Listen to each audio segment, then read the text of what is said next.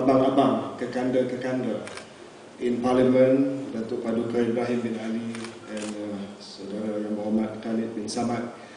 Ladies and gentlemen, I came here today with great expectations, as all of you I'm sure as well, of meeting this guy in the yellow shirt.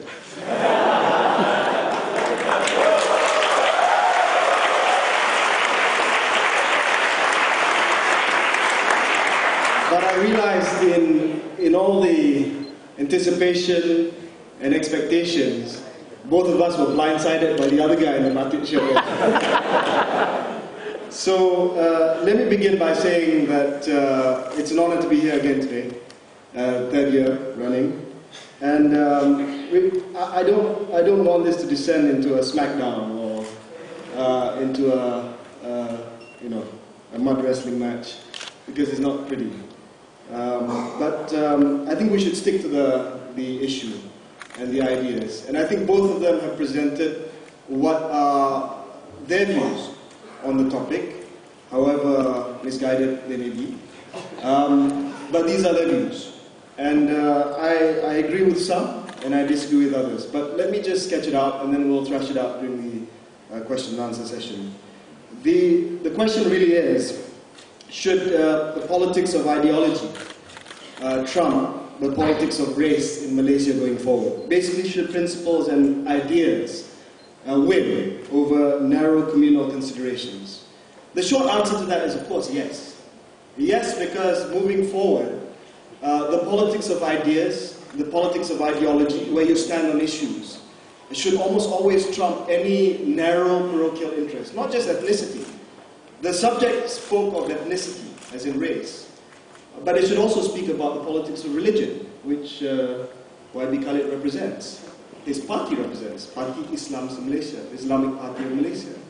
So if you're looking at ideology and ideas emerging on top of narrow parochial understanding based on ethnicity or religion, the short answer is absolutely yes.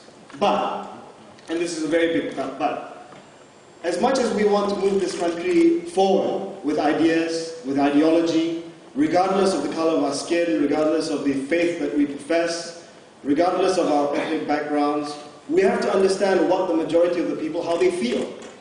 Maybe to all of us here, many of us here in this hall, we feel the strong desire to create a society and to create a political system that's free of all the historical baggage that existed for the last 50 years.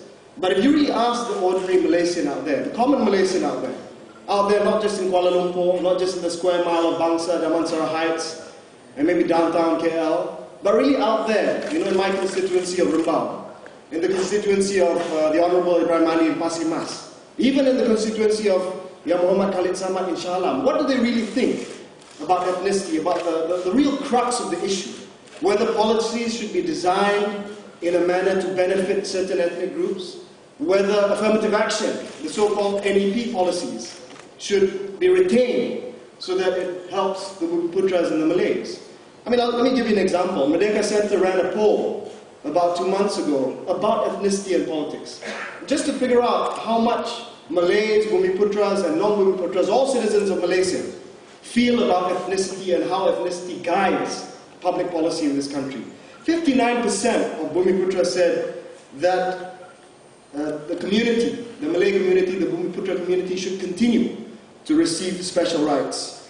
72% of Bumiputras perceive NEP and affirmative action as still needed to help the community move ahead. These are unvarnished views. These are views outside this hall, where when you really ask the people, when push comes to shove, do you really believe that you want to get rid of ethnicity in politics and therefore get rid of all policies that have something to do with ethnicity and special treatment? A majority would say no.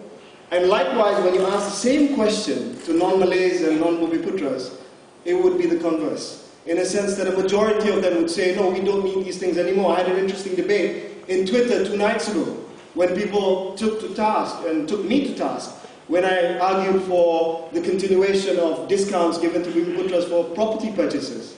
Many people, both Malays and non-Malays, but more non-Malays, said this is absolutely ridiculous. You can't continue this. A, because you're benefiting rich Bumiputra, one. Secondly, because ultimately it's a policy based on ethnicity. So what I'm trying to say is that I'm not using this as an excuse for us not to move ahead with the politics of ideas, or politics of ideology, a politics which is colorblind. But this is the very reality that we live in. It's the very reality that all of us live in. When I go back and I try to fashion a universalist message to my constituency, ultimately, whether they're Malays, they're Chinese or Indians, their parochial interests will always come up. Because you can ask the same, just as you ask the non-Malays whether or not they're willing and ready and able to get rid of all these preferential policies. If you ask the Chinese community, maybe not here, but outside, okay, let's talk about the politics of ideology. Let's talk about real one Malaysia. Are we willing, ready and able to get rid of vernacular schools? Sekolah jenis kebangsaan Cina, sekolah jenis kebangsaan Tamil. Then they'll say, no, we can't get rid of this, because this is a promise we made in the Constitution. Then the Malay will come back and say, well, we made other promises leading up to the Constitution as well. Article 153 and all the other articles which protect the special position of the Bumiputra. So all I'm saying is that this debate isn't as easy as it seems. I wish it was easy. I wish I lived in the same world as Muhammad Khalid Samad, when he speaks of universal truths, when he speaks of justice for all, when he speaks of how Islam, and rightly so, Islam calls for justice for all. I don't live in the ideal world of Muhammad Ibrahim Ali either, who says that it's not about ideology, because at the end of the day, politics of race trumps. I live somewhere in between. I live in this limbo. I live in this limbo, unfortunately.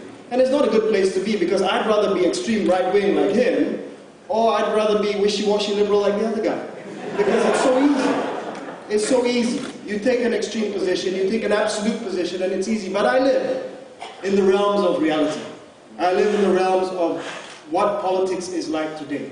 As a young person, of course I want to move away. Of course I want to move away from ethnic politics. I want ethnicity not to be a liability to us, but an asset to us. I want our diversity to be a strength for Malaysians, not a liability, and by default, therefore, we're Malaysia because we tolerate each other. Not because we tolerate each other, but because we celebrate this. But whether or not we're really ready to do this, I'm not sure. But at the same time, I reject. For instance, my brother Ibrahim Ali just now said that we have to talk about security. We have to put the entire debate about ethnicity within the context of security. I disagree with that either. Because we are young, we are idealistic, we don't need to be told that we can't talk about this, we can't talk about that, because it threatens the security of the country. We don't have historical baggage in this generation. I think you all don't have this baggage. I don't have this baggage. That may be true, and I'm not faulting him, that may be true for his generation. And I can't fault him because he was a student leader during the 60s, the 70s, during the Baling famine. During 1969, he saw all of that, but none of us do. And we don't have this historical baggage. The Malays in our generation, we don't have this siege mentality. And by siege mentality, I mean, always talking about kita perlu mempertahankan itu ini. Well, I mean, I'm a Malay. I'm a Bumiputra. To quote, I know it's Datuk Ibrahim Ali punya enemy. To quote Zaid Ibrahim's book, saya juga Melayu. I'm also Malay. But what makes Malays special is not the constitutional provision in the constitution of our special position. That does not make us special. What makes a Malay special is that he can compete.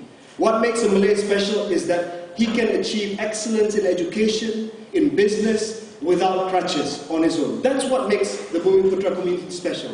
Not the special privileges and position. Because to me, ultimately, although it is enshrined in the constitution, although it is part of our social contract, but ultimately, it's an insult to me if you tell me 65% of students in local universities, Bumiputra, are there because of the quota. I want them to be there, not because of the quota, but because they're there on their own merit.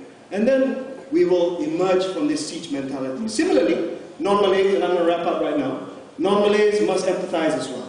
At the end of the day, it's about the politics of empathy. If you don't empathize, if the Malays don't empathize with the non-Malays saying that this non-Malay bukan lagi pendatang, we cannot use this word pendatang anymore. Their parents were born here, their grandparents were born here, their third, fourth, fifth, sixth, if Baba and Joya, maybe even more, generation Malaysians. So we cannot absolutely use these terms anymore. And similarly for the non-Malays, empathize with the Malays. the position that they're in. If you look at the mean income of the Malay household, is 35% lower than the Chinese household. It's 15% lower than the Indian household. Many, many economic imbalances that have to be redressed. But all I'm saying is that empathize. Empathize meaning put yourselves in the other person's shoe. It's easy to back from our corner, whether you're conservative, whether you're liberal, but when you put yourself in the other person's shoe, you'll understand that things are not that easy. I'm going to end by saying one thing, is that contrary to what Yang Muhammad Khalid Samad said, which is that BN is a hopeless basket case, we're not. Well, lebih kurang, you know, that's pretty much your message. You read my mind. Yeah. I think we got the message. March 2008 was a huge wake-up call. And some people say, look, BN's not going to change, UMNO's not going to change until it loses power. Well, losing in 5 states and losing 2/3 majority in parliament, something that's never happened to us before, is as good as losing power. And I think not enough, he says.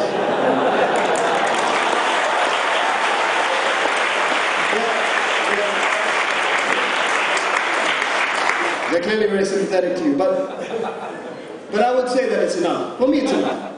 For me, it's enough. Because it's a very real possibility in the next elections that we will lose.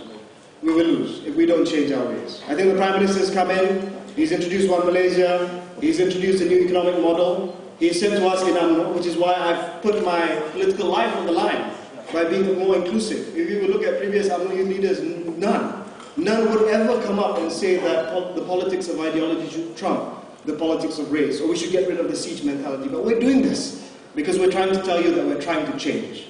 And even if this is too slow for you, even if you're more attracted by the opposition's ABU philosophy, anything but UMNO,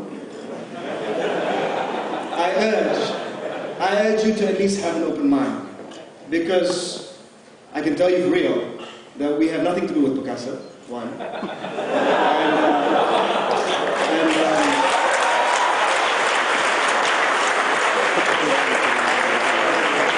And secondly, even if you question the very sincerity of the reforms and the changes that we are proposing in Barisan Nasional, I can tell you one thing. Even if you do question our sincerity, it's our very political survival that's at stake. And if we don't change, whether out of sincerity or otherwise, I'm telling you it's sincere, we're going to be out of business. So ladies and gentlemen, have an open mind. Let's have a discussion. Thank you very much.